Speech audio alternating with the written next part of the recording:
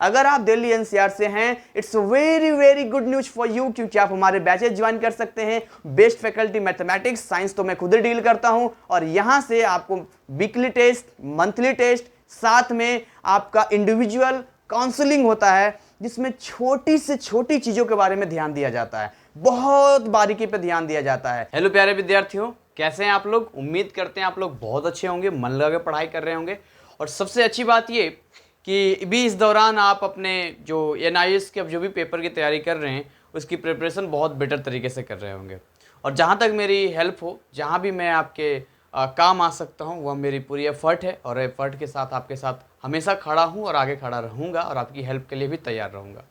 So today we are talking the next part of work, energy and power, and I hope ये last part होना चाहिए। मेरी पूरी कोशिश होगी कि इस पार्ट में जो बाकी के बचे हुए वर्क, एनर्जी, पावर, जो क्रांति बैच हमने स्टार्ट किया था, इसका हम पूरा कर दें, कंप्लीट कर दें। और अगर चैनल को सब्सक्राइब नहीं किए हैं आप, और आप नए हैं, तो श्रीमान जल्दी से इसको सब्सक्राइब करके बेल आइकन क्लिक कर लें, और वीडियो लाइक करके कमेंट सेक्शन में आकर हमें बताएं कैसा कुछ क्या आपको लगा, और कोई डाउट या कुछ ऐसा आपको लगता है सस्पेंस है तो भी आप अपने सवाल पूछ सकते हैं या ओपिनियन रख सकते हैं। तो आइए आज हम अपने सेशन को स्टार्ट करते हैं। और हम स्टार्टिंग कहाँ से करते हैं? हम स्टार्टिंग करते हैं पोटेंशियल एनर्जी से। पोटेंशियल एनर्जी के बारे में लास्ट क्लास मैंने आपको बता दिया था। इस क्लास में मैं आपको बहुत ज़्यादा नहीं, बस छोटा सा आपको बताना चाहता हूँ कि जो पोटेंशियल एनर्जी होता है, जो हम लिखते हैं potential energy, actually potential energy को कई फॉर्मेट में हम लिख सकते हैं। पोटेंशियल एनर्जी को हम लोग कई फॉर्मेट में लिख सकते हैं। जैसे कि अगर मैं बात करूं पोटेंशियल एनर्जी का फॉर्मेट, अगर मैं बात करूं, ये P हो गया आपका। अच्छा, ये क्यों होता है तो आपको बेहतर तरीके से पता है, ड्यू टू पोजीशन। देखिए, या तो पोजीशन की वजह से होता है, ड्यू टू पोजीशन, और कॉन्फ़िगरेशन। ठीक है, कॉन्फ़िगरेशन की वजह से होता है, कॉन्फ़िगरेशन। ये आपको ध्यान रखना है कि ये इसकी वजह से जो है हमारा पोटेंशियल एनर्जी क्या होता है, इसकी वजह से हमारा पोटेंशियल एनर्जी जनरेट होता है। ये पोटेंशियल एनर्जी आप देखेंगे तो आपके सिलेबस में दो तरह का पोटेंशियल एनर्जी पढ़ना है। एक तो आपको पढ़ना है ग्रेविटेशनल का, दूसरा आपको पढ़ना है स्प्रिंग वाला, राइट। तो देखिए, जो ग्रेविटेशन का आपका पढ़ना है उसको हम लोग बोलेंगे, क्या बोलेंगे उसको? ग्रेविटेशनल पोटेंशियल एनर्जी बोलेंगे, GPE बोलेंगे। ठीक है, ग्रेविटेशनल पोटेंशियल एनर्जी। ठीक है, इसको बोले, क्या बोलेंगे? ग्रेविटेशनल। और ये मैंने लास्ट क्लास में पढ़ाया भी था, लास्ट पार्ट में आपको, पोटेंशियल एनर्जी। तो ये तो हो गया ग्रेविटेशनल पोटेंशियल एनर्जी, ये वाला फॉर्मेट GPE। दूसरा जो आपका होता है पोटेंशियल एनर्जी ऑफ स्प्रिंग, जिसको हम लोग किस नाम से जानते हैं? इलास्टिक पोटेंशियल एनर्जी के नाम से जानते हैं, इलास्टिक पोटेंशियल एनर्जी। तो ये जो इलास्टिक पोटेंशियल एनर्जी है, ये स्प्रिंग के केस में होता है। और आपका जो GPE है वो किसके लिए होता है? कोई ऑब्जेक्ट है, किसी h हाइट पे रखा हुआ है मान लो, तो वहाँ पर काम करता है। ये देखिए ध्यान से, डरना बिल्कुल नहीं, बिंदास तरीके से पढ़ना है। अपन कोशिश करेंगे जल्दी इसको जल्दी से फटाफट कंप्लीट कर दें। मान लेते हैं जी, देखो यहाँ से ना, देखो कन्वेंशनली माना जाता है कि अगर ground H is equal to 0 है तो यहाँ पर जो GPE माना जाता है वो 0 माना जाता है। ये आप ध्यान रखना, ग्रेविटेशनल पोटेंशियल एनर्जी 0 लेते हैं यदि हाइट 0 लेते हैं तो, यानी सरफेस ऑफ द अर्थ पर हम 0 लेते हैं। फिर जैसे जैसे ये बढ़ता जाता है तो यहाँ जो देखते नीचे क्या होता है, mg से इसको नीचे की ओर खींचेगा, और मान लेते हैं कि यहाँ से यहाँ तक का ये जो हाइट है, ये हाइट मान लेते हैं ये h है। तो यहाँ पर जो GPE का जनरल फार्मूला आएगा, यहाँ पे h हाइट पे यहाँ पर जो GPE आएगा वो कितना आ जाएगा? mgh आ जाएगा। mg फोर्स हो गया, h हाइट हो गया, तो ऐसे भी W is equal to F into s होता है। और अगर स्प्रिंग की आप बात करते हैं तो इलास्टिक पोटेंशियल स्प्रिंग का होता है इज इक्वल टू हाफ के एक्स स्क्वायर होता है। ठीक है, एक्स स्क्वायर का मतलब देखिए, ये जो x है यहाँ पे, ये x क्या हो सकता है? तो आप देखेंगे या तो कंप्रेस करेंगे या तो स्ट्रेच करेंगे। जैसे कि मान के चलते हैं कि ये वाला, ये स्मूथ है, यहाँ पर हम लेते हैं ऐसा करके, ठीक है, ऐसा करके लेते हैं। तो मान के चलते हैं यहाँ पर इस तरीके से, ऐसे इस तरह से, ये वाला जो है x इज इक्वल टू 0 का पोजीशन है। तो यहाँ से हो सकता है यहाँ पे किसको स्ट्रेच करके यहाँ पे लाया गया हो, स्ट्रेच करके यहाँ लगाया गया हो। इसको मिटा दो आप, हो सकता है इतना, देखो इतना x इधर आ गया हो, या हो सकता है कि इसको यहाँ पर लाया गया हो इस तरह से, इस तरह से लाया गया हो, यानी यहाँ से यहाँ इतना एक्स आ गया हो।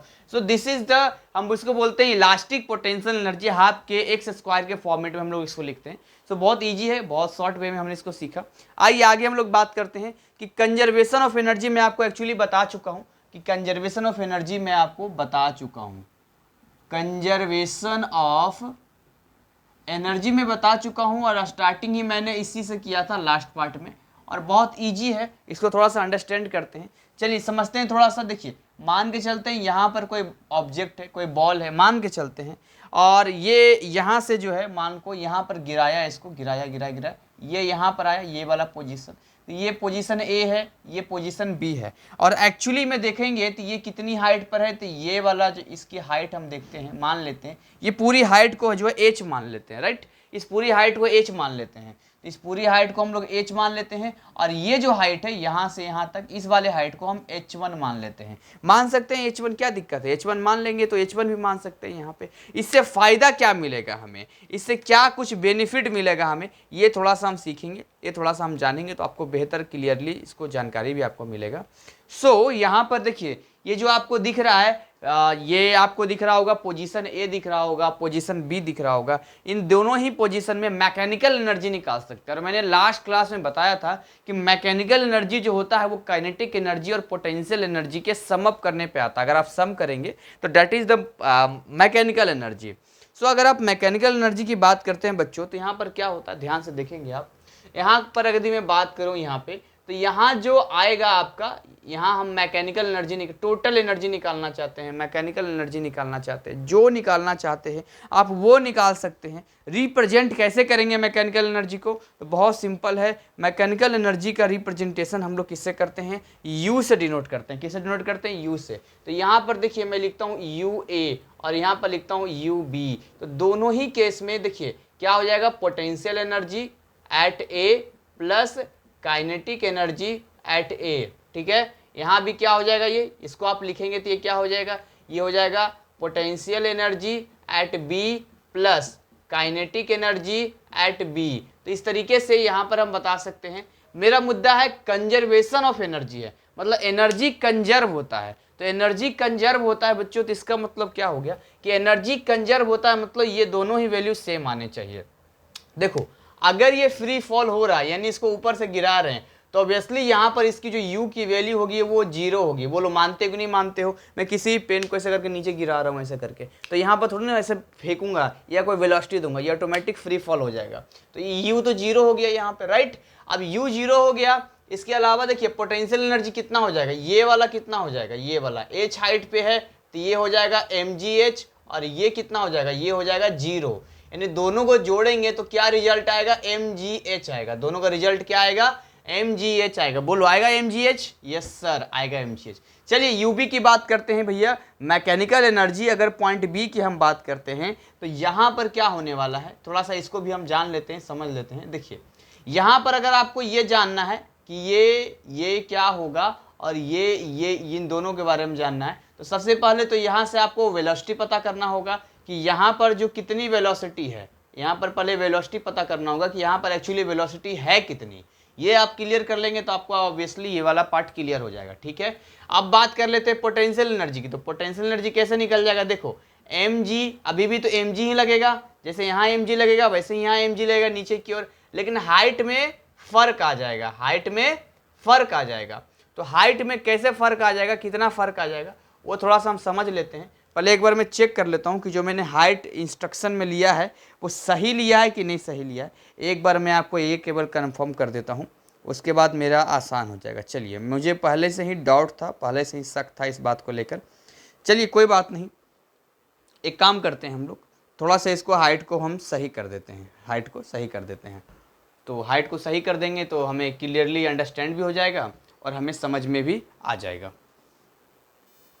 देखिए हाइट का कोई इशू नहीं है, आप एक काम करते हैं, ये वाला h1 को मैं यहाँ ले लेता हूँ, हाइट का कोई इशू नहीं है, लेकिन फिर भी मैं ये वाला हाइट जो है यहाँ से यहाँ तक वाला जो हाइट है इसको h1 मान लेते हैं हम लोग, इसको मान लेते हैं h1 मान लेते हैं, इस वाले हाइट को h1 मान लेते हैं हम लोग। तो अगर इसको h1 मानेंगे तो ये वाला क्या हो जाएगा, इसका mg और h माइनस h1 हो जाएगा। बोलो मेरी बात समझ में आ रही है, h माइनस h1 होगा कि नहीं होगा, हाँ h माइनस h1 होगा। अब काइनेटिक एनर्जी निकालना है, ये वाला हमें पता करना है। कैसे पता होगा, इसके लिए हम V पता कर लेते हैं। तो V इज इक्वल टू होता है U प्लस AT। एक तो फॉर्मूला ये होता है, T का तो कोई मतलब है नहीं, T भी तो हमें दिखाई दे नहीं रहा है, बाकी आपको लगता है तो यहाँ पर आप कुछ और लगा सकते हो। तो चलिए ये फॉर्मूला तो लगेगा नहीं, एस बराबर u t plus half AT square, वो भी नहीं लगेगा। तो ये लगेगा v square is equal to u square plus 2G, और यहाँ पर H1 हो जाएगा, 2GH1 हो जाएगा। तो ये वाला तो जीरो हो गया यहाँ पे, तो वी स्क्वायर की वैल्यू कितनी आ गई, 2GH1 आ गई। इसका मतलब यहाँ पर क्या आ जाएगा, ये हाफ MV स्क्वायर। मेरी बात ध्यान सुनना, हाफ MV स्क्वायर। तो हाफ MV स्क्वायर में V स्क्वायर की वैल्यू हम क्या ले लेंगे, 2GH1 ले लेंगे, यानी हाफ M मल्टीप्लाई 2GH1। समझ में आ रहा है मेरी बात, मैं क्या कर रहा हूं। तो यहां से ये 2 से 2 क्या हो जाएगा, कट जाएगा, तो क्या आ जाएगा, ये MGH1 आ गया। यानी अब आप देखो कि potential energy at B, potential energy at B क्या दे रहा है। तो पोटेंशियल एनर्जी एट बी ये वाला है, इसको ब्रेक करेंगे थोड़ा सा आप, तो UV की जो वैल्यू आएगी कितनी आ जाएगी, MGH minus MGH1 plus MGH1। क्या बात है, ये दोनों कट गया, तो अल्टीमेट UV कितना आ गया, मैकेनिकल एनर्जी MGH आ गया। और वही तो मैं बता रहा था आपको कि यहाँ पर क्या होता है, कंजर्व होता है एनर्जी। तो आप बड़े आराम से यहाँ पर हमने देखा, कुछ नहीं किया यार, यहाँ पर फालतू का कोई टेंशन नहीं लेने का, बहुत ईजी है। देखो ना, शुरू में तो ये जीरो था ना, काइनेटिक एनर्जी मोशन में तो था ही नहीं। जब मूवमेंट में आया तो वेलोसिटी केवल हमने पता कर लिया, हाइट थोड़ा सा देख लिया कि H1 हाइट हिसाब से हमने कैलकुलेट कर लिया। यहाँ पर देखा सेम आया, यहाँ भी mg आ रहा है और देखो यहाँ भी mg आ रहा है, यानी ये और ये दोनों ही इक्वल में आ रहे हैं। इसका मतलब क्या हुआ कि हमारी पूरी की पूरी एनर्जी कंजर्व है। ऐसे करके आप स्प्रिंग वाले में भी बता सकते हो, ऐसा कोई नहीं है कि आप स्प्रिंग वाले में नहीं बता सकते हो। चलिए हम लोग आगे बात करते हैं, आगे समझते हैं इसको, और आगे समझते हैं बेहतर तरीके से। स्प्रिंग वाले में कुछ नहीं करना। देखो स्प्रिंग वाले में क्या हो जाएगा, ध्यान से देखो, अगर हम इसको कंप्रेस करते हैं, ध्यान सुनना, तो देखो अगर ये इसको यहाँ से मान लो ऐसा सोचते हैं कि इसको हम कंप्रेस करना चाहते हैं। कंप्रेस कैसे करना चाहते हैं यहाँ पे, तो सपोज करते हैं कि यहाँ पे जो है ये कुछ ऐसा होता, समझो मेरी बात को, ये कुछ हल्का सा होता और यहाँ से मान लो ये कोई ब्लॉक होता, ये इधर से आ रहा होता, V वेलोसिटी से आता आता आता आता आता इसको टक्कर मारता, टक्कर जैसी मारता, ध्यान समझना मेरी बात, टक्कर जैसी मारता यहाँ पे, तो ये वाला हिस्सा तो है ही था, साथ में ये वाला हिस्सा इसके साथ कनेक्ट हो जाता, यानी इतना एक्स इसको अंदर की ओर लेकर चला जाता। सो अब ये हो जाएगा रेस्ट में। इसका मतलब सिंपल यही हो गया कि स्टार्टिंग में देखेंगे, इसका स्टार्टिंग केस में देखेंगे, तो स्टार्टिंग केस में ये तो मूवमेंट में है नहीं, ये वाला मूवमेंट में तो है नहीं, ये वाला ये हिस्सा मूवमेंट में तो है नहीं, तो इसका जो काइनेटिक एनर्जी है वो जीरो आ जाएगा। समझ में आ रहा है मेरी बात, लेकिन इसका काइनेटिक एनर्जी हो जाएगा क्या, हाफ MV स्क्वायर। समझ में आ रहा है, समझो मेरी बात को, इसका काइनेटिक एनर्जी कितना आ जाएगा, इसका आ जाएगा kinetic energy half MV square. समझ में आ रहा है मेरी बात, ये आ जाएगा हाफ MV स्क्वायर आ जाएगा टोटल अगर हम निकालेंगे तो। और अगर आप स्प्रिंग का निकालेंगे तो भैया तो जीरो में आ जाएगा, चूंकि एकदम x इक्वल टू 0 पर है। बाद में क्या हो जाएगा कि ये जो आपका हाफ MV स्क्वायर हम ले रहे हैं, हाफ MV स्क्वायर, यही हाफ MV स्क्वायर स्प्रिंग को ये दे देगा। जब स्प्रिंग को दे देगा तो यही हाफ MV स्क्वायर किसके इक्वल हो जाएगा, हाफ के x स्क्वायर के इक्वल हो जाएगा। यानी यहाँ भी क्या है, कंजर्व ही रहने वाला है। तो ओवरऑल कोई बड़ी बात नहीं है यहाँ पे, आपको बस इतना ही समझना है कि जो अगर हम इसको एनर्जी दे रहे हैं कुछ नया नहीं, उसी एनर्जी से कंप्रेस हो रहा है, बस दैट्स ऑल राइट। तो ये कंजर्वेशन की पूरी कहानी थी जिसको हमने क्लियर कर लिया, समझ लिया। आइए आगे बात करते हैं। दो तरह का फोर्सेस होता है, कंजर्वेटिव फोर्स होता है, एक नॉन कंजर्वेटिव फोर्स होता है। बहुत ईजी है यार कंजर्वेटिव और नॉन कंजर्वेटिव फोर्स, इन दोनों को थोड़ा समझते हैं कि भैया कंजर्वेटिव फोर्स और नॉन कंजर्वेटिव फोर्स होता क्या है। देखिए कंजर्वेटिव फोर्स जो होता है वो कहता है कि वो पाथ इंडिपेंडेंट होता है, यानी पाथ पे डिपेंड नहीं करता है। आपको समझना पड़ेगा, ये केवल इनिशियल और फाइनल पोजीशन पे डिपेंड करता है। समझ में आ रहा है मेरी बात, तो जो भी कंजर्वेटिव फोर्स होगा वो इनिशियल और फाइनल पे डिपेंड करेगा, और जो आपका नॉन कंजर्वेटिव फोर्स होगा वो पाथ डिपेंडेंट होगा, यानी पाथ पे डिपेंड करेगा। तो बहुत कुछ अब इस चैप्टर में वैसा है नहीं कि बहुत लंबा खींचा जाए, हाँ कुछ टाइम बचेगा तो न्यूमेरिकल जरूर हम मिलके करेंगे साथ में, मजा आ जाएगा। तो आइए थोड़ा सा करते हैं फटाफट इसको कंप्लीट करते हैं। देखिए कंजर्वेटिव फोर्स क्या होता है, तो अगर मैं कंजर्वेटिव फोर्स की बात करता हूँ, प्यारे नन्हे मुन्ने तो नहीं हो तुम लोग, बड़े बड़े बच्चे हो, प्यारे स्टूडेंट्स बोलेंगे, है ना। कंजर्वेटिव फोर्स की बात करते हैं, तो कंजर्वेटिव फोर्स की यदि बात करते हैं तो आप इसको बोल दो कि ये केवल depends on initial and final position. बस बस बस, that's all right. Conservative force क्या होता है जी? केवल और केवल इनिशियल फाइनल पर डिपेंड करेगा। सपोज करते हैं ये पॉइंट है ए और ये पॉइंट है बी। मेरी बात ध्यान सुनना। एक तरीका है कि ऐसे आ सकता है, एक तरीका है कि ऐसे जा सकता है, और एक तरीका है ऐसे जा सकता है। ये मान लेते हैं तरीका नंबर 1 है, ये पाथ नंबर 2 है, पाथ नंबर 3 है। भाई जैसे भी चले जाओ, इससे कोई फर्क नहीं पड़ता है, क्योंकि ये पाथ पे डिपेंड नहीं कर रहा है। ये किस पे डिपेंड कर रहा है? ये कह रहा है भैया हम तो केवल इस पे डिपेंड कर रहे हैं, इनिशियल, क्योंकि ये इनिशियल पोजीशन है और ये फाइनल पोजीशन है। हमें तो बस इस पे डिपेंड करना है। ये कैसे पहुंचा है हमें इससे मतलब नहीं है। यानी यहाँ पर जितने भी पाथ आप मैंने लिखा है, सबका अगर आप लिखोगे तो सबका वर्क क्या हो जाएगा? जैसे मान लो WA से B, ठीक है, अगर मैं लिखता हूं अलोंग मैं लिखता हूं along 1 is equal to WA से B, मैं लिखता हूं अलोंग 2 इज इक्वल टू WA से B अलोंग 3।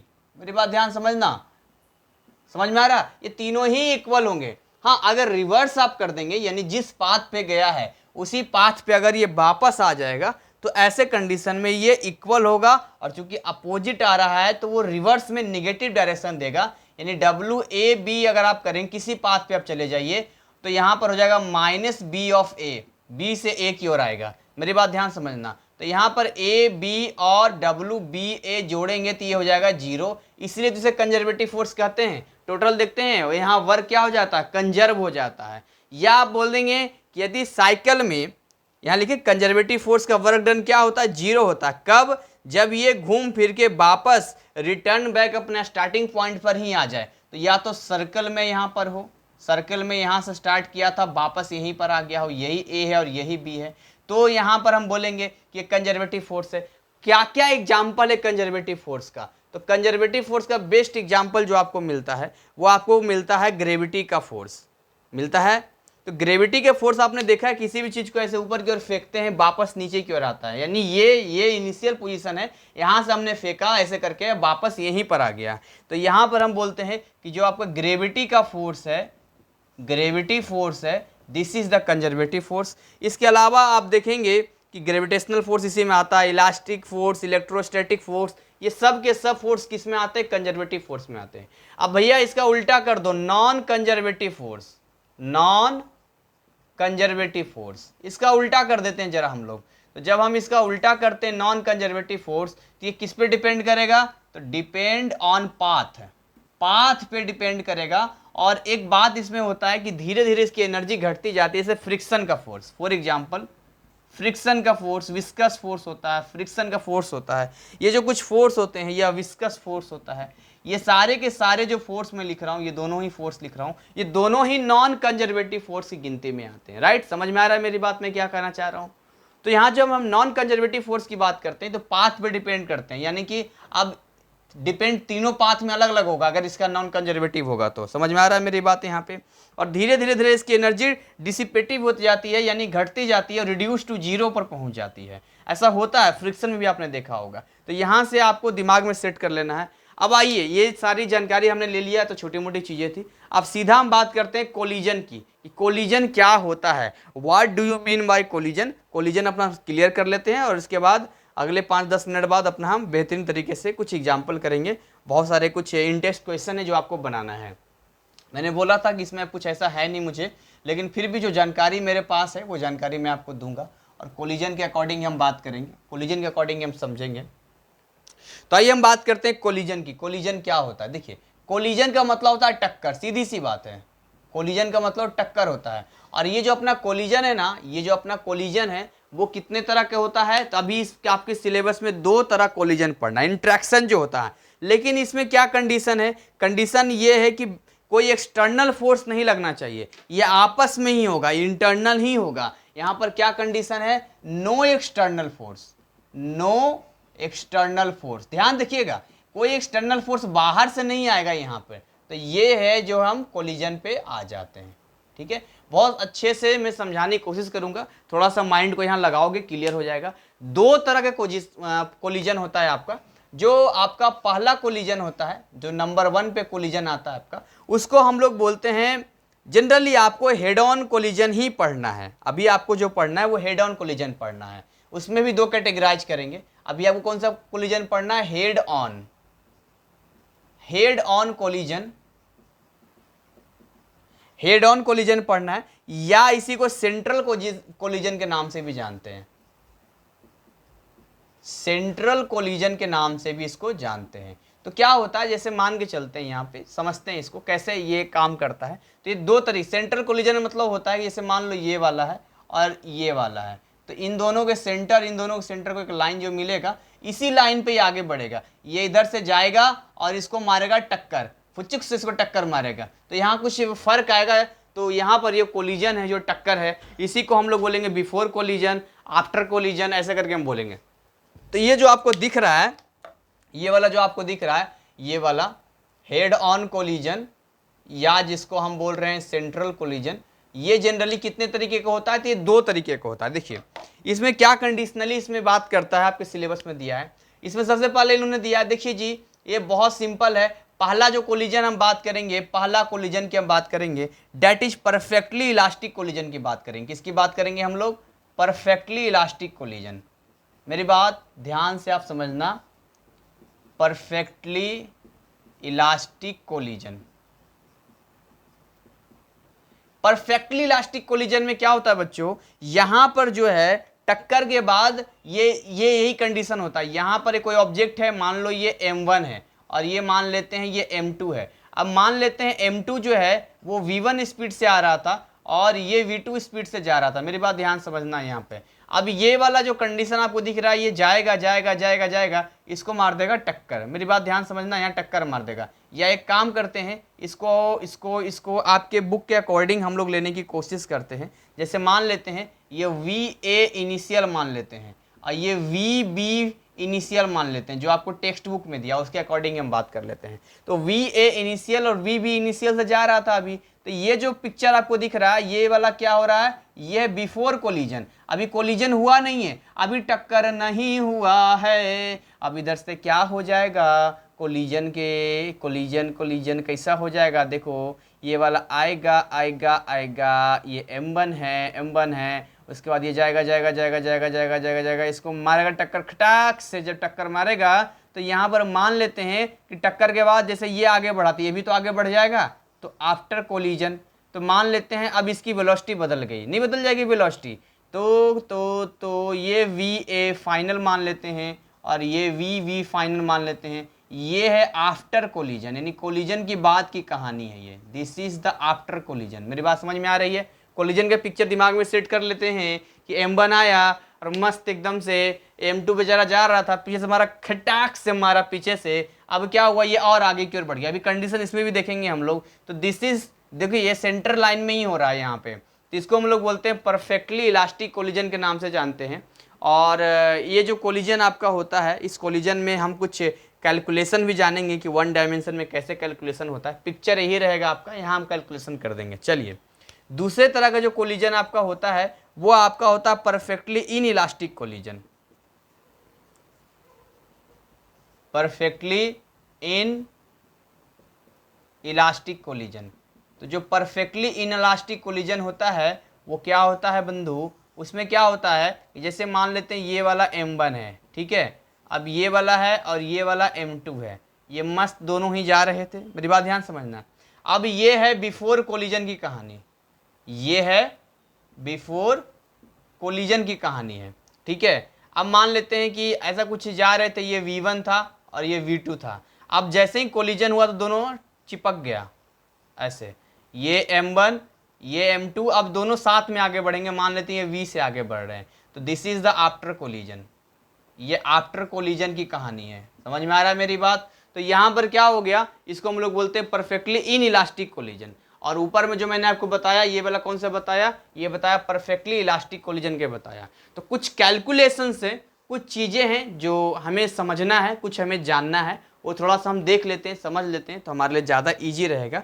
तो चलिए, ये जो हमारा परफेक्टली इलास्टिक कोलिजन है, इस पर हम कुछ कैलकुलेशन अपन लोग कर लेते हैं, तो ज़्यादा मज़ा आ जाएगा पढ़ने में, और बिंदास तरीके से मस्त एकदम से मज़ा आएगा एकदम से। देखिए, ये मैंने ये एक बॉर्डर लाइन दे दिया। अब यहाँ से स्टार्ट करते हैं। चलिए जी, सो आपको कुछ चीज़ें ध्यान रखनी है। कुछ चीज़ें क्या ध्यान रखनी है? थोड़ा कुछ चीज़ समझना है, कुछ चीज़ आपको ध्यान रखना है, कुछ चीज़ आपको अंडरस्टैंड करना है, तो आप बेटर तरीके से चीज़ों को समझ भी पाएंगे, लिख भी पाएंगे। देखिए, सबसे पहली चीज़ नोट में आपको यहाँ पर मैं लिख देता हूँ, क्या आपको ध्यान देना है नोट में? आपको ध्यान देना है कि all type of collision, all types of collision, जितने भी कोलिजन्स हैं, जितने भी कोलिजन्स हैं, उसमें दो बातें आपको ध्यान रखना है। क्या ध्यान रखना है? यहां पर क्या होता है? कंजर्व होता है। क्या कंजर्व होता है? तो दो चीजें हमेशा कंजर्व मिलेगी आपको, दो चीजें हमेशा कंजर्व मिलेगी, नंबर 1 और नंबर 2। सबसे पहले लीनियर मोमेंटम कंजर्व मिलेगा आपको। लीनियर मोमेंटम आपको याद आ रहा है? लीनियर मोमेंटम या भूल गए आप? क्या था? P = mv, लीनियर मोमेंटम था। और दूसरा एनर्जी कंजर्व आपको मिलेगा, energy, total energy, energy U, जो भी आप बोल लीजिए, एनर्जी बोल लीजिए, E बोल लीजिए, ये दो चीज हमेशा होते हैं कंजर्व। जितने भी तरह के आप कोलिजन ले लेंगे, उन दोनों में ही दोनों ही कंजर्व होते हैं। तो देखिए, यहाँ पर अगर हम लगाते हैं कंजर्वेशन का प्रिंसिपल लगाते हैं यहाँ पर बच्चों, तो यहाँ पर क्या हो जाएगा? देखो, सबसे पहले हम एक काम करते हैं, एक मोमेंटम को कंजर्व करते हैं। तो यहाँ इसका मोमेंटम क्या होने वाला? Before collision total total total momentum, total momentum before collision, before collision is equal to total momentum, total momentum after collision. तो बिफोर कोलिजन में क्या क्या आ जाएगा? देखो, ये वाला है बिफोर कोलिजन का, तो m1v क्या आ जाएगा? अच्छा, m1 m2 की जगह हम ma mb लेंगे, तो मुझे लगता है ज़्यादा आपको क्लियर होगा, हम मैच कर पाएंगे। तो यहाँ मैं m1 की जगह ma कर देता हूँ, m2 की जगह mb कर देता हूँ, यहाँ भी m1 की जगह ma कर देता हूँ, और यहाँ भी m2 की जगह mb कर देता हूँ। चलिए, यहाँ पर हम लोग फटाफट जल्दी से आते हैं। तो क्या हो जाएगा? ये ma initial plus mb initial is equal to, ध्यान से देखिएगा, ma final plus mb final. तो ये वाला हो गया आपका टोटल मोमेंटम बिफोर कोलिजन, और ये टोटल मोमेंटम आफ्टर कोलिजन। देखिए, इसका भी हर किसी का वेलोसिटी और मास से मल्टीप्लाई करते जाएंगे, आपको मिल जाएगा। अब एनर्जी कंजर्व करते हैं, तो अगर एनर्जी कंजर्व करते हैं तो सेम चीज, total energy before collision, total energy before collision, total energy before collision is equal to क्या हो जाएगा? Total energy after collision. तो क्या हो जाएगा? देखिए, अगर बिफोर कोलिजन जाएंगे तो क्या फॉर्मूला का? हाफ, काइनेटिक एनर्जी में है ये लो, पोटेंशियल एनर्जी की तो बात ही नहीं है यहाँ पर है, तो हाफ ma VAI का square plus half MB VBI का स्क्वायर इज इक्वल टू, इधर नीचे आप आ जाएं, हाफ MA VA फाइनल का square plus half MB VB final का स्क्वायर। तो ये वाला जो हिस्सा हमने लिखा, ये मान लेते हैं this is the equation first and this is the equation second. Equation 1 equation 2 हम लोग मान सकते हैं। तो यहाँ पर जो है ये निचोड़ आपके सामने आता है, ये चीज़ें आपके सामने निखर कर आती है। अब आप इक्वेशन 1 और इक्वेशन 2 की हेल्प से बहुत कुछ कर सकते हैं, बहुत सारी चीज़ें आप लोग निकाल सकते हैं, कैलकुलेट कर सकते हैं। कैसे कैलकुलेट कर सकते हैं? देखिए, थोड़ा सा कैलकुलेशन हम आपके सामने करके दिखाते हैं। बाकी कैलकुलेशन आपको क्या करना है? खुद ही करना है, खुद अंडरस्टैंड करना है। चलिए, सबसे पहले तो हम थोड़ा सा कैलकुलेशन और इजी बनाते हैं। जैसे इस वाले लाइन को देखिए, ये इक्वेशन 2 को आप देखेंगे तो कुछ चीज़ें आपको क्लियरली समझ में आएगी। और इक्वेशन 1, तो इक्वेशन 1 को थोड़ा सा इजी बनाते हैं, इक्वेशन 1 को थोड़ा सा और हम लोग सोल्व करने की कोशिश करते हैं कि कहाँ से हम इक्वेशन 1 को और इजी करके सोल्व कर सकते हैं।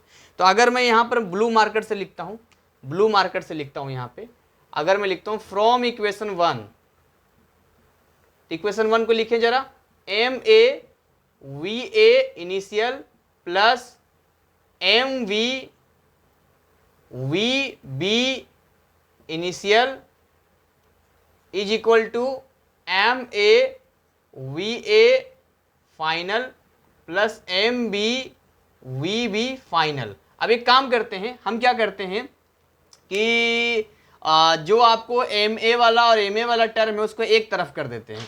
तो अगर मैं इस वाले टर्म को इधर कर दूं तो यहाँ पर एम ए कॉमन हो जाएगा और V A initial minus V A final हो जाएगा, राइट, इज इक्वल टू, अगर इस वाले एम बी को इधर भेज दूंगा तो एम बी कॉमन हो जाएगा, तो क्या घट जाएगा, v we final minus we B initial. तो यहाँ से ये फॉर्मेट निकल कर आता है, ये फॉर्मेट आ गया निकल के। चलिए इस फॉर्मेट को यहीं पे रखना है। देखिए ये इसका डिटेल बुक में नहीं दिया है, ना इन टेक्स्ट में दिया है, मैं आपको करके दिखा रहा हूँ और ये आपको नोट भी करना है, ठीक है। फटाफट कॉपी पेन, अगर आपने नहीं खोला है तो बहुत बड़ी गलती आप करते हैं कि आप कॉपी पेन नहीं खोल कर रखते हैं। ये कैलकुलेशन आपको कहीं नहीं मिलेगा, इसलिए आपको यहाँ पर सीखना जरूरी है।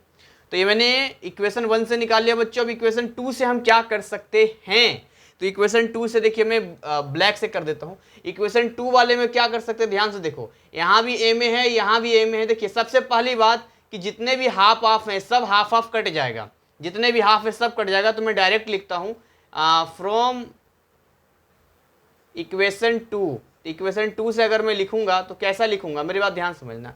अगर मैं इक्वेशन 2 से लिखूंगा तो कैसा लिखूंगा, ये एम ए कॉमन ले लूंगा तो यहाँ पर हो जाएगा वी ए इनिशियल का स्क्वायर माइनस यहाँ आ जाएगा वी ए फाइनल का स्क्वायर, आ जाएगा ना ये, क्योंकि इसमें घटेगा ये, is equal to.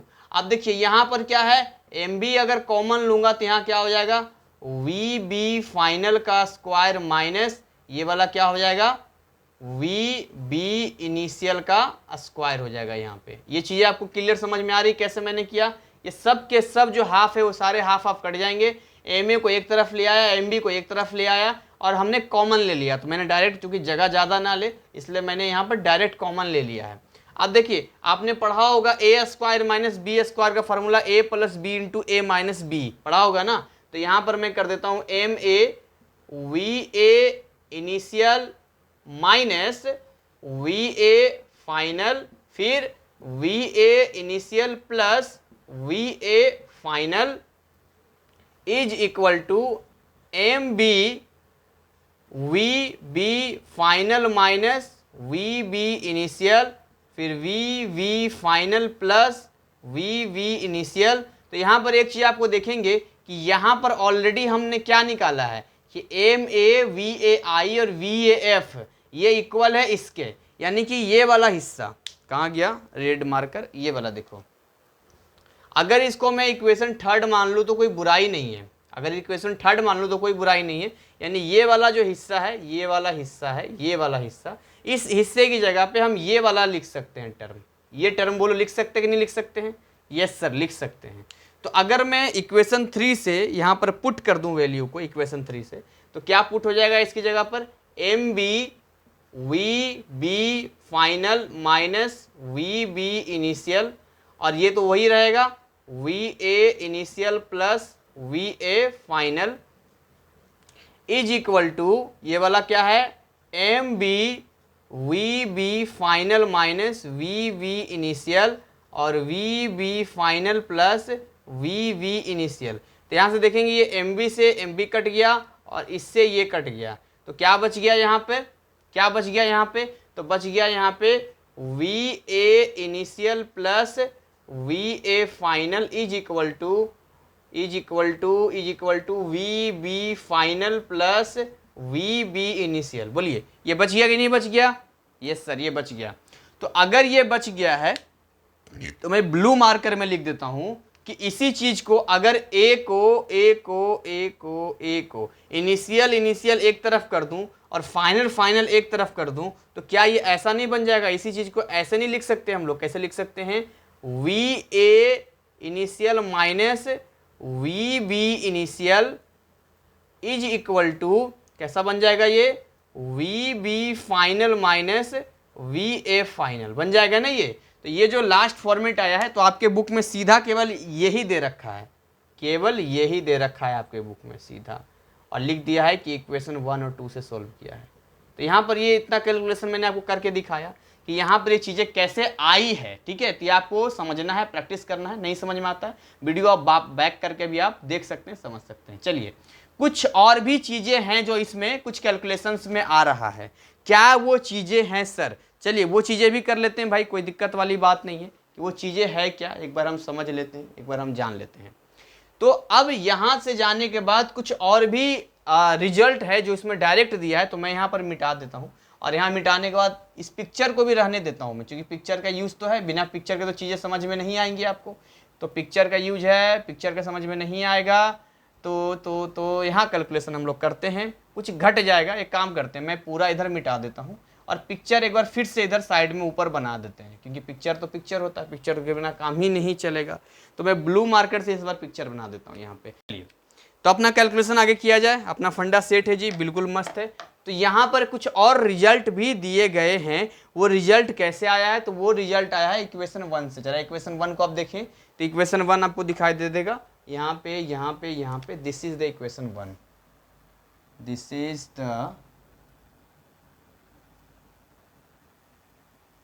Is the equation 1। ये आपका इक्वेशन 1 है। इस इक्वेशन 1 में से हम क्या कर सकते हैं और क्या नहीं कर सकते हैं, समझते हैं मेरी बात? ध्यान से आप समझना। यह है इक्वेशन 1 और इसे इक्वेशन 4 मान लेता हूँ, लास्ट वाले को। दिस इज द इक्वेशन 4, ठीक है। इसे हम लोग इक्वेशन 4 मान लेते हैं, जो लास्ट में आया है। नहीं दिख रहा, नहीं दिख रहा, नहीं दिख रहा, नहीं दिख रहा। छोटा लिख लेते हैं, कोई दिक्कत नहीं है। नीचे लिख लेते हैं यहीं पर। ये इक्वेशन 4 है, अब दिख रहा है? हाँ जी, अब दिख रहा है। ये इक्वेशन 4 मान लेते हैं। तो इक्वेशन 1 और इक्वेशन 4 से कुछ हम कर सकते हैं। इक्वेशन 4 में अगर हम ma से मल्टीप्लाई करके और इन दोनों को प्लस कर दें, तो उसमें हमें रिजल्ट कुछ मिलेगा। देखिए यहाँ पर हम करते हैं equation 1 plus m from equation 1 plus ma, और ये इक्वेशन 4 कर देते हैं। तो देखिए, अगर हम इक्वेशन 1 को लिखते हैं तो इक्वेशन 1 क्या है? ma, ध्यान समझना, ma VAI, ठीक है, यही है ना। फिर क्या है, ध्यान समझना, अब देखोगे प्लस MB, इसको और इधर से लिखते हैं ताकि आपको और क्लियरली हो। MA VAI plus MB VBI plus, अब उसमें MA से मल्टीप्लाई कर देते हैं, MA VAI minus MA VBI is equal to, इसको लिख देते हैं हम लोग MA VAF plus MB VBF plus MA से मल्टीप्लाई कर देते हैं। तो अगर MA से मल्टीप्लाई करेंगे, डायरेक्ट मल्टीप्लाई करता हूँ यहाँ पे, MA VBF minus MA VAF, right.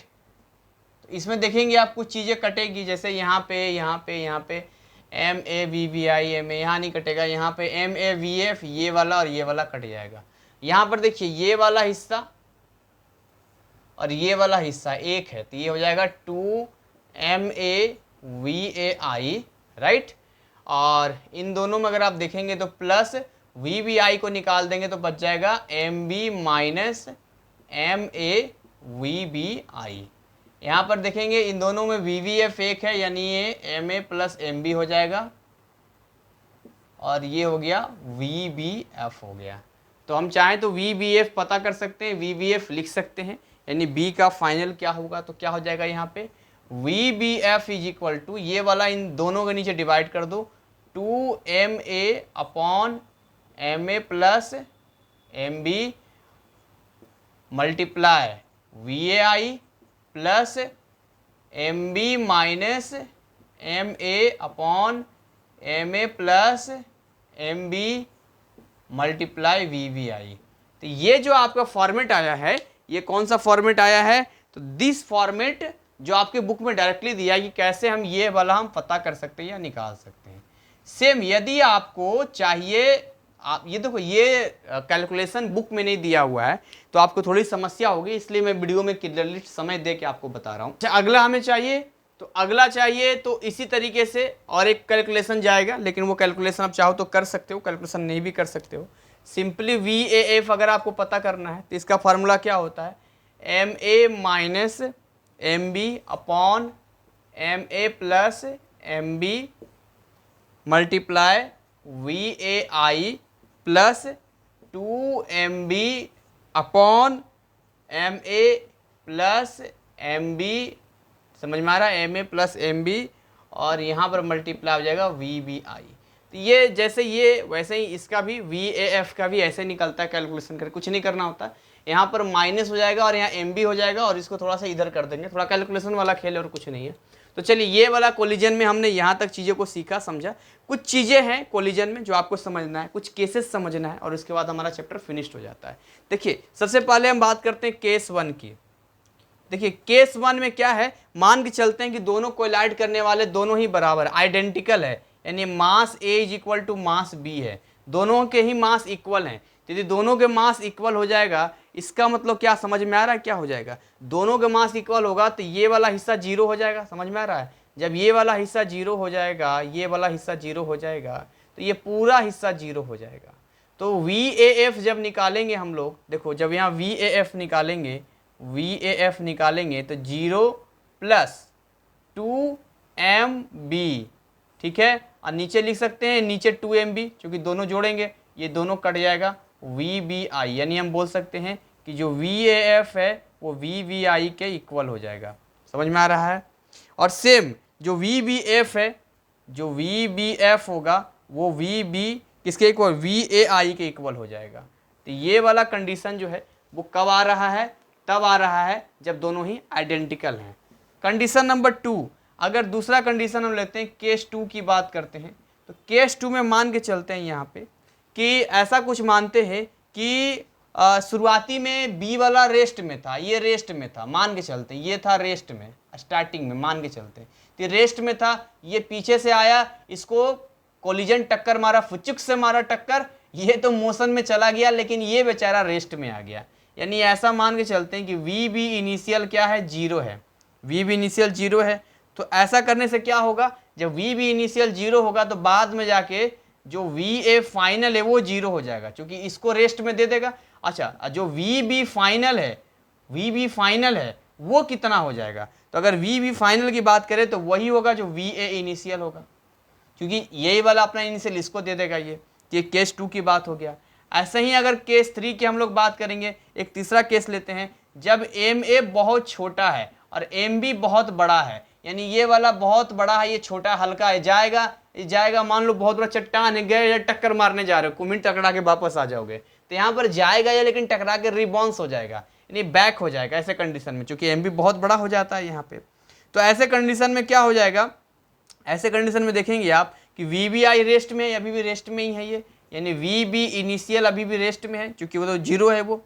अब ये टक्कर जाएगा और आ जाएगा, यानी कि यहाँ पर जो ए का फाइनल होगा वही जो इसका इनिशियल था, बट नेगेटिव में आ जाएगा, जितना गया था उसी रास्ते पे आ जाएगा, तो नेगेटिव में आपका आ गया।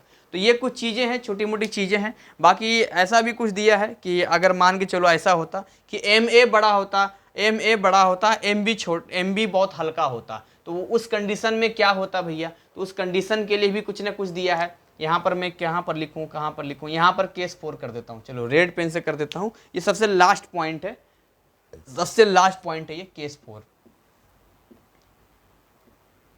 केस 4 कर देते हैं। मान लो एम ए से बहुत बड़ा होता एम बी, नहीं तो वही वाला हो गया, एम ए बहुत बड़ा है, एम ए बहुत बड़ा है एम बी से। यदि एम ए बहुत बड़ा है एम बी से, इसका मतलब देखते हैं स्कूटर वगैरह बाइक वगैरह जाता है, पत्थर टकराता है, तो होता कुछ नहीं है। ये जो आप देखेंगे कि वी बी आई तो अभी भी 0 है यहाँ पे, भाई वी बी आई तो अभी भी 0 है, रेस्ट में ही है, हल्का है तो क्या हुआ, रेस्ट में ही था। लेकिन जब टक्कर उकर मारेगा तो यहाँ पर जो वी बी फाइनल की वैल्यू आ जाएगी वो वी ए इनिशियल के दुगना हो जाएगा।